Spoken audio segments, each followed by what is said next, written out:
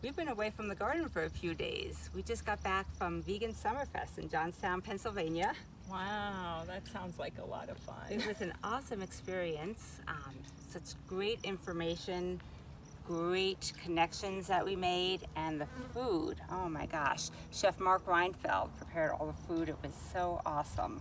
So if you guys haven't been to Vegan Summerfest, it's in Johnstown, Pennsylvania. We highly recommend it for next year.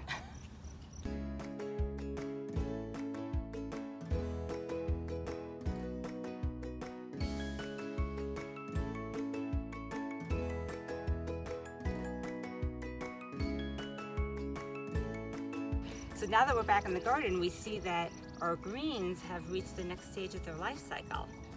Yeah, I noticed this morning, I came out a little earlier to cut some salad greens, and this is arugula that is going to seed right now. And what happens is the flowering is the first stage before the seeds form, and we want to slow it down a little bit and perhaps make the plant a little bushier. So I'm just going to go in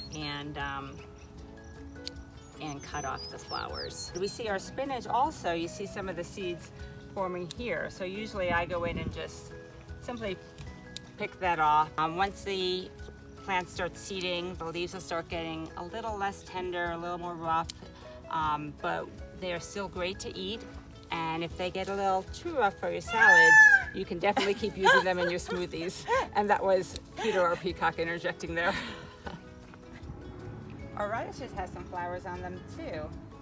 These were some of the radishes that we planted initially way back in the spring. We've been harvesting these for a few weeks now. So you can see there's just a few left of the larger radishes. We'll probably be harvesting them today. Yep, I'm gonna pull them all up. Yeah, and then we can wait and see if our second round of radishes does well. You can see we have a few smaller plants here. So as we harvested the first batch, we planted a few extra seeds, and we're hoping that'll prolong the season for our radishes. So where did you find those strawberries, Courtney? Those look pretty great.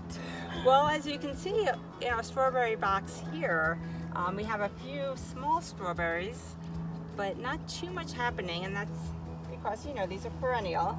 So each year they'll come in thicker and thicker, and we'll get more and more fruit. So it gives you an idea really what a first year strawberry bed looks like, but we're going to take them over here to one that's flourishing, right? Right, we have a patch in the back there that's been, was planted about 5 years ago. So that's where these strawberries came from, and there's a lot more over there. Come take a look.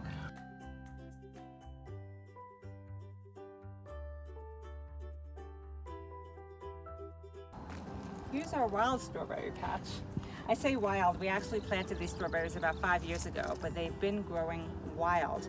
We've done very little to nurture them, yet they keep producing strawberries. I know, they're just flourishing. I can't believe it. I can see that you really need to race pretty quickly to get the strawberries before the birds and the little critters. I would suggest maybe netting your strawberry patch to keep the birds and the other critters away so that you'll get the yield instead of them.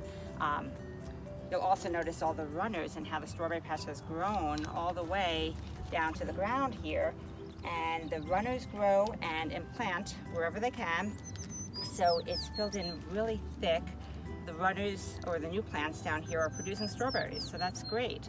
But if you do want to keep your strawberries contained to one space, you can simply clip these little runners as you go, and that'll keep them from expanding. And then the strawberry patch that you do have will get thicker and concentrate on the fruit. Yeah, these strawberries are great. Have one. Thank you. Yeah.